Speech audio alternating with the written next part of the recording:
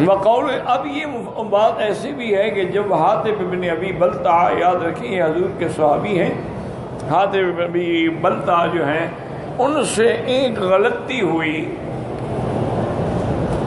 کہ انہوں نے حضور کا ارادہ تھا مکے پہ حملہ کرنے کا، حضور تیاری کر رہے تھے مشرکین کے ساتھ جنگ کی،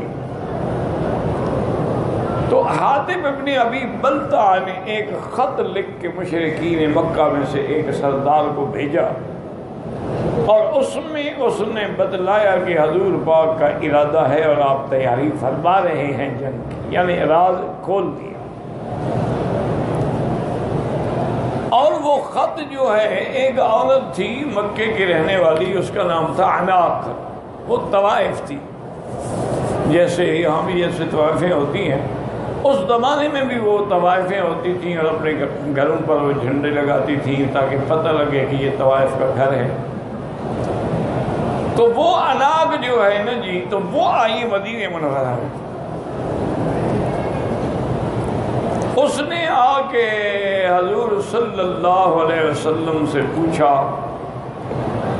اور حضور نے بھی فرمایا کہ عناق تم کیوں آئی ہو مدینہ منورہ؟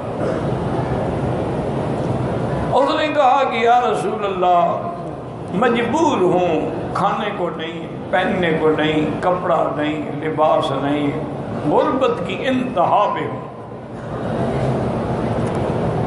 حضور نے فرمایا تو وہ تمہارے مکے کے قریش کے نوجوان جو تمہارے عاشق تھے وہ کدھر گئے؟ وہ تیری مدد نہیں کرتے؟ انہوں نے کہا حضور ان کو تو آپ نے بدر میں ذبح کر ڈالا ہے، تو ہماری مدد کون کرے؟ وہ تو مارے گئے۔ حضور فرمایا اچھا ہم تمہاری مدد کریں گے، کوئی بھی ہو، گناہگار ہو یا کوئی ہو، انسان ہے، اور انسان کو کبھی حقیر نہ سمجھا کریں، اللہ کی حکمتیں ہوتی ہیں، انسان کو انسان سمجھ کے اس کی مدد کی جائے۔ تو حضرت حاطب ابن ابی بلتع نے بھی وہ خط اسی عورت کو دیا تھا عناق، کہ یہ خط لے جاؤ، اور کچھ پیسے بھی دیے۔ حضور نے بھی کہا صحابہ سے کہ اس کی مدد کرو، جس کے پاس کچھ ہے اس کو دے دو۔ تو کافی سامان لے کے اونٹ پہ روانہ ہوئی۔ اللہ نے وحی کے ذریعے اپنے پاک پیغمبر سرکار دو عالم کو خبر فرما، حضور نے فوراً فرمایا کہ یا علی رضی اللہ عنہ، چونکہ یہ جتنے معاملات تھے نا، جیسے پولیس کے معاملات، وہ سب حضرت علی انچارج تھے۔ آپ نے فرمایا کہ تم اپنے ساتھ کچھ دوست اور بھی کچھ سوار لے لو، اور تیز رفتار اونٹنیوں پہ جاؤ۔ ان امراتن، ایک حدیث میں ہے زعینتن فی ارض روضۃ خاخ، کہ روضہ خاخ ایک جگہ کا نام ہے جو مکے اور مدینے کے درمیان، وہاں ایک عورت جا رہی ہے اونٹنی پر، ومعہا کتاب، اس کے بعد ایک خط ہے، وہ خط بھی برآمد کرو اور اس عورت کو بھی گرفتار کر کے مدینے لے آؤ۔ حضرت علی نے اپنے ساتھی ساتھ لیے اور تیز رفتار آپ اونٹنیوں پہ سوار ہوئے۔ وہ تو مزے مزے میں جا رہی تھی نا، جیسے اونٹ چلتے ہیں، لیکن یہ تو حکم تھا سرکار کا۔ تو عین اسی مقام روضہ خاخ میں دیکھا کہ ایک اونٹنی پہ عورت جاری، فرمایا ٹھہر جاؤ، وہ رک گئی۔ حضرت نے انہیں بٹھاؤ اپنی اونٹنی، اس نے بھی اونٹنی بٹھائی، حضرت نے بھی اپنی اونٹنی بٹھائی اور نیچے اترے۔ آپ نے حلما کے کتابن، تمہارے پاس کوئی خط ہے؟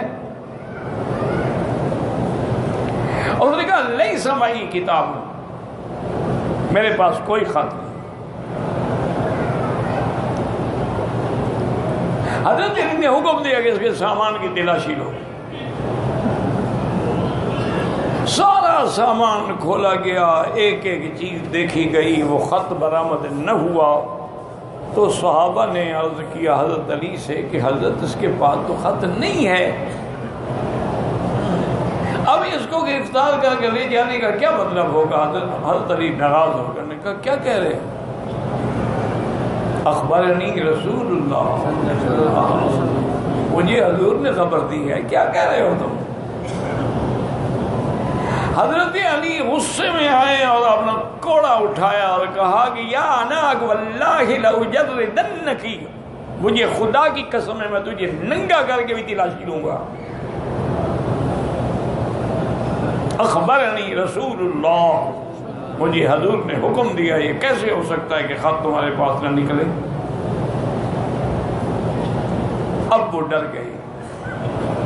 تو اس نے بڑے بڑے بال تھے اور بڑے بال اس نے بنائے ہوئے تھے نا، تو بالوں کا جھوڑا بنا کے اس کے اندر خط رکھ کے اوپر بالوں کو سیٹ کیا اور پھر اس کے اوپر جو تھا وہ چادر لی ہوئی تھی.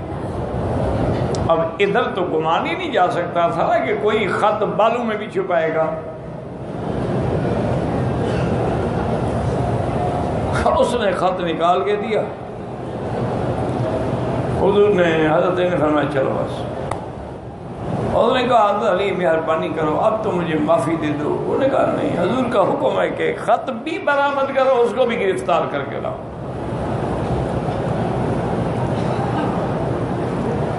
جب آئے تو حضور نے حضرت وہ خط جو تھا وہ یہی تھا جو حاتم ابن ابی بلتع نے لکھا تھا.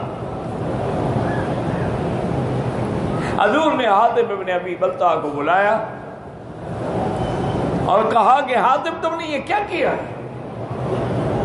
کشفت عن سر رسول اللہ، اللہ کے نبی کا راز کھول دیا اور دشمنوں کو خبر کی. حضرت حاتم نے عرض کیا کہ یا رسول اللہ میری بات سن لیں، میرا عرض سن لیں، پر جو بھی حکم فرمائیں میری تو گردن حاضر ہے. نے کہا حضور بات یہ ہے کہ مکے میں میرا کوئی رشتہ دار نہیں ہے اور میرے بیوی بچے مکے میں ہیں، تو میں نے یہ سوچا تھا کہ جیسے بدر میں اللہ نے مدد کی ہے، اگر پھر بھی جنگ ہوگی تو اللہ ہی مدد فرمائیں گے، تو میرے خط لکھنے سے کوئی حضور کو شکست تو نہیں ہو سکتی.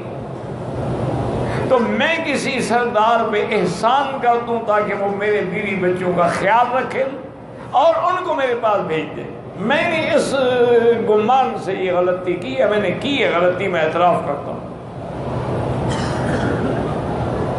حضرت عمر رضی اللہ تعالیٰ عنہ کھڑے ہوئے اور کہا فاذن لی یا رسول اللہ اضرب ان کا ھذا المنافق، مجھے اجازت دے اس منافق کی میں گردن اڑا دوں. آپ کا راز کھولے. حضور غصے میں آ گئے. فرمایا ما یدریک یا عمر، فرمایا عمر کیا کہہ رہے ہو؟ لئن اللہ اطلع الی اہل بدر فقال اعملوا ما شئتم فانی قد غفرت لکم. اللہ نے نظر رحمت فرمائی اہل بدر پہ اور فرمایا بدر والو آج کے بعد جو کرو میں نے تمہارے گناہ معاف کر دیے ہیں. وَأَنَّهُ بَدْرِيٌّ، حاتم بدری صحابی ہے، تم اس کو مارنا چاہتے ہو اور منافق کہہ رہے ہو. حاتم نے جو کہا ہے صحیح کہا ہے، اس نے مجبوری سے یہ کیا ہے تو حضور نے معاف کر دیا. تو ایک تو مسئلہ یہ نکلا کہ بدر کا مقام اتنا ہے کہ اللہ نے بدر میں شریک ہونے والوں کو معاف کر، اس لیے اصحاب بدر جو تھے باقی صحابہ پہ فضیلت رکھتے تھے. اور دوسرا مسئلہ اس سے یہ واضح ہوا کہ اصحاب رسول کے خلاف تو حضرت عمر کو بھی اعتراض کرنے کا حق نہیں ہے. چل جائے کہ آج کا ایک ملنگ صحابہ کے خلاف لکھے. حضرت عمر ہیں، غلطی موجود ہے، تو اس لیے معلوم ہوا کہ صحابہ سے غلطی ہو سکتی ہے لیکن ہمیں اس پر اعتراض کرنے کا کوئی حق نہیں. یہ نہیں کہ صحابہ سے غلطی نہیں ہو سکتی، غلطی ہو سکتی ہے. یعنی ایک آدمی سے اتنا بڑا گناہ ہے کہ غداری ہے نا جی، حضور کا راز کھول دو، لیکن اس کے باوجود بھی ہمیں اس کی شان میں کوئی کلمہ کہنے کی اجازت نہیں ہے.